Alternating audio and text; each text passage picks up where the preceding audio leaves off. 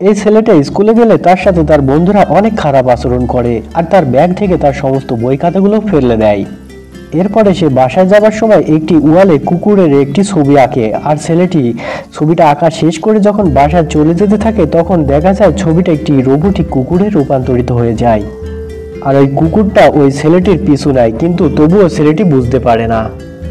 এর পরের দিন ছেলেটি যখন স্কুলে বসেছিল তখন ছেলেটির বন্ধুগুলো এসে ছেলেটির ব্যাগ নিয়ে তার ব্যাগ থেকে সমস্ত বই খাতা নিচে ফেলে দেয় আর তার সাথে অনেক খারাপ আচরণ করতে থাকে।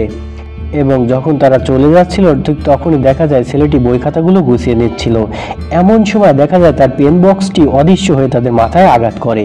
এরপরে ছেলেগুলো ওই ছেলেটিকে মারতে আসলে ওই ছেলেটি তাদেরকে মারতে থাকে, কিন্তু সে কেমন করে তাদের গায়ে আঘাত করছে সে নিজেও বুঝতে পারছিল না, কারণ ওই কুকুরটি অদৃশ্য হয়ে তাকে সাপোর্ট করছিল। এরপরে ওই ছেলেটি যখন বাসা যাচ্ছিল তখন সে দেখতে পায় ওই ওয়ালে যে সেই কুকুরের ছবিটি এঁকেছিল ওই ছবিটা সেখানে নাই। তখন সে সেখানে যেয়ে বসে থাকে এবং সে ভাবতে থাকে ছবিটি গেল কোথায়।